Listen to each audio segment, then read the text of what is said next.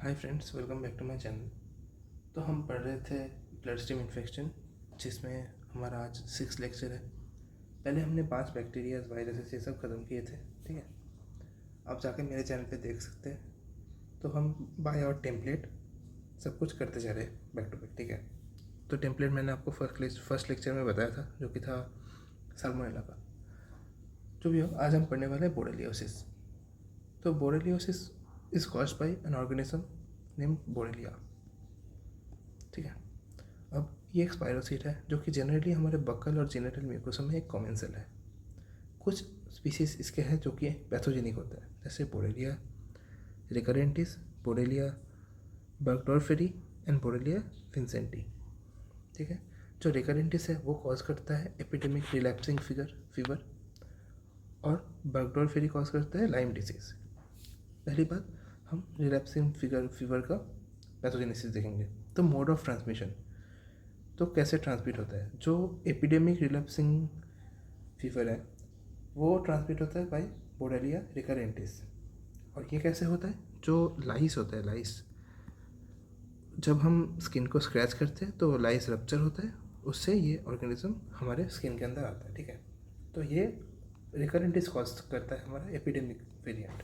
और एक वेरिएंट होता है रिलैप्सिंग फीवर का, जो कि है एंडेमिक वेरिएंट। ये कैसे होता है, बाय द टिक। तो ये एक इंसेक्ट होता है टिक, इसके बाइट से ये आता है, ठीक है। तो this is caused by any other Borrelia except recurrentis, ठीक है। तो कैसे होता है रिलैप्सिंग फीवर, पहले इन्फेक्टेड साइट में आता है बैक्टीरिया, वहाँ से बहुत रैपिडली स्प्रेड होता है। तो उसके बाद ब्लड में आता है, ब्लड में आके होगा बैक्टीरियमिया, जिससे फीवर होगा।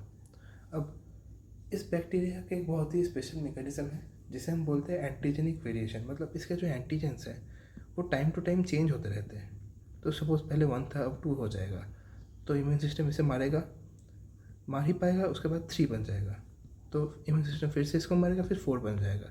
तो ऐसे ही वेरिएशन दिखाते रहता है, तो इम्यून सिस्टम ठीक से एक्ट नहीं कर पाता। तो this is a mechanism to evade our immune system, ठीक है। तो this bacteria evades the host immune system by frequent antigenic variation, ठीक है। ये हो गया पैथोजेनेसिस, सिंपल। अब क्लिनिकल फीचर्स क्या क्या हो सकते हैं। सबसे पहले क्या होगा, जो इंक्यूबेशन पीरियड है इसका 7 to 8 डेज है, उसके बाद इन्फेक्शन होगा, मतलब सिम्टम्स दिखेंगे। पहला सिम्टम क्या होगा, रिकरेंट फेब्राइल एपिसोड्स, मतलब 3 to 5 डेज़ के लिए हमें फीवर रहेगा। उसके बाद एक ए फेब्राइल मतलब विदाउट फीवर एक पीरियड आएगा जो कि होगा 4 to 14 डेज़ के लिए। उसके बाद फिर से फीवर आएगा, मतलब फीवर आया गया, फिर आएगा फिर जाएगा। ऐसे 10 से ज़्यादा बार रिलैप्स हो सकता है, इसीलिए हम इसको बोलते हैं रिलैप्सिंग फीवर, ठीक है। मतलब फीवर पहले रहा परसिस्टेंट, फिर चला गया, फिर आया फिर चला गया, फिर आया फिर चला गया, ऐसे साइकिल चलते रहेंगे। और ये साइकिल्स क्यों होगा, एंटीजेनिक वेरिएशन के लिए। सपोज हमें डे 1 में फीवर हुआ, ठीक है, एंटीजेंस है, उसके अगेंस्ट एंटीबॉडीज़ बना, फिर इसको किल करा, उसके लिए हमें सपोज 3 से 5 दिन लगा। उसके बाद किल हो गया, लेकिन एक नया एंटीजन बन गया, उसके बाद ये एंटीजन फिर से फीवर कॉज कराएगा, ठीक है। तो ऐसे नए नए एंटीजन बनते जाएंगे और फीवर कॉज करते रहेंगे, ठीक है। और क्या होगा, हेमोरेजेस हो सकते हैं, जिसकी वजह से हमें पेटी की एपिटैक्सिस ये सब दिख सकता है, और कुछ न्यूरोलॉजिकल मैनिफेस्टेशन जैसे सीजर्स वगैरह दिख सकते हैं, ठीक है। अब सिंपल डायग्नोसिस, तो स्पेसिमेन कहाँ से लेंगे, जब फेब्राइल पीरियड होगा तो ब्लड से स्पेसिमेन लेंगे, क्योंकि हमने देखा था ऑर्गेनिज्म डायरेक्टली ब्लड में आता है, बैक्टीरिया कॉज करता है। तो स्पेसिमेन हमारा ब्लड रहेगा।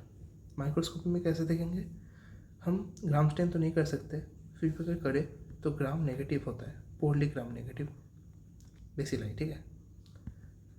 अब इसके लिए हम स्पेशल स्टेन यूज़ करते हैं जिसे हम बोलते हैं जिम्सा या फिर राइट स्टेन। इन दोनों में से कोई एक यूज़ कर सकते हैं। फिर फेस कॉन्ट्रास्ट माइक्रोस्कोप में देखेंगे तो हमें मोटाइल स्पाइरोसिस दिखेंगे। ये देखिए, आप यहाँ पे एक देख सकते हैं, ये रहा, ये है पोलरिया, देख सकते हैं कितना थिन सिलेंडर और ऐसा है, ठीक है। ये माइक्रोस्कोपिक पिक्चर है एक। अब इस बैक्टीरिया का जो कल्चर है वो डायग्नोस्टिक हेल्प तो नहीं आता, सिर्फ रिसर्च के लिए यूज़ कर सकते हैं, उतना इंपॉर्टेंट नहीं है कल्चर। सीरोलॉजिकल टेस्ट में कुछ है, एक एलाइजा और इनडायरेक्ट फ्लोरेसेंट ऐसे, ये जो सीरम में एंटीबॉडीज़ बने हैं उसको डिटेक्ट करते हैं सीरोलॉजिकल टेस्ट में। और एक सीरोलॉजिकल टेस्ट है जिसको हम बोलते हैं G1PQ ऐसे। तो इस बैक्टीरिया में एक G1PQ एंटीजन है, उसके अगेंस्ट जो एंटीबॉडी बना उससे हम डिटेक्ट करेंगे बाय दिस मेथड। तो ये सबसे रिलायबल सीरोलॉजिकल टेस्ट है। मॉलिक्यूलर टेस्ट में क्या है, RT-PCR। तो ये हो गया हमारा रिलैप्सिंग फीवर। अब हम देखेंगे लाइम्स डिजीज़। लाइम्स डिजीज़ हमने देखा कौन कॉज करता है, बोरेलिया बर्गडॉर्फेरी, ठीक है। अब जो रिकरेंट टेस्ट था वो तो डायरेक्टली आता है, मतलब लाइस के अंदर रहता है, लाइस जब रप्चर होता है तो ह्यूमन्स में आता है। अब ये जो है ये रोडेंट्स में स्पेशली रहता है, रोडेंट्स और डियर में, जहाँ से जब टिक है, टिक अगर बाइट करे तो वहाँ से होगा, तो ये टिक बाइट से होगा और वो लाइस रप्चर से होगा, ठीक है। ये डिफरेंस है दोनों में। अब लाइम डिजीज़ में जो क्लिनिकल फीचर्स हैं वो 3 स्टेज में डिवाइडेड है। पहली बात, जो इंक्यूबेशन पीरियड होगा इसके लिए 3 to 30 डेज होगा, ठीक है। फिर स्टेज 1 में अर्ली लोकलाइज्ड इन्फेक्शन, मतलब जहाँ पे हमें टिक ने बाइट किया वहाँ पे एक लीजन दिखेगा जिसे हम बोलेंगे एरिथेमा माइग्रेंस, ठीक है। तो annular lesion at site of bite known as erythema migrans. ये बहुत सिंपल है। स्टेज 2 में क्या होगा, अर्ली डिसेमिनेटेड इन्फेक्शन, मतलब जो बैक्टीरिया हमारे ब्लड स्ट्रीम में आएगा अब तो हिमेटोजेनेसिस स्प्रेड करेगा, तो इन साइट ऑफ बाइट से वो आए ब्लड स्ट्रीम में, ठीक है, ब्लड। तो हिमेटोजेनेसिस स्प्रेड मतलब ब्लड से वो वेरियस जगह डिस्ट्रीब्यूट होगा, जिसकी वजह से हमें ऐसे सिम्टम्स दिखेंगे, आर्थाल्जिया, मैलेज और कुछ न्यूरोलॉजिकल मैनिफेस्टेशंस।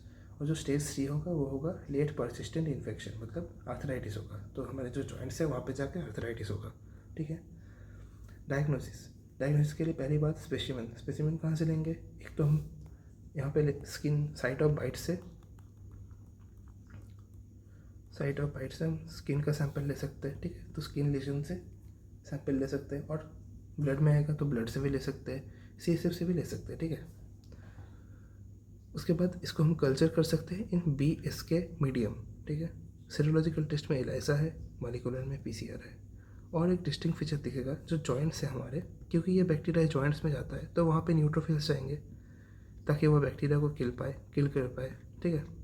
तो हमें जॉइंट्स में बहुत ही ज़्यादा ल्यूकोसाइट काउंट दिखेगा, क्योंकि न्यूट्रोफिल्स गया तो वो बैक्टीरिया को किल करने के लिए जाएगा ही जॉइंट्स में, तो ल्यूकोसाइट काउंट हमें ज़्यादा दिखेगा जॉइंट्स में। अब ट्रीटमेंट क्या होगा, सारे स्टेज बस CNS और CVS के अलावा जो बाकी सारे स्टेजेस है वहाँ पे हम ओरल डॉक्सीसाइक्लिन दे सकते हैं। अगर CNS और CVS इन्वॉल्व हो गया तो फिर सेफ्ट्रैक्सोन दे सकते हैं।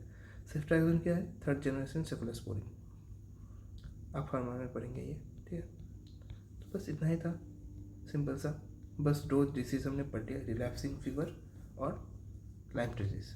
तो बोरेलिया के लिए इतना ही था बस। Thank you so much, bye bye.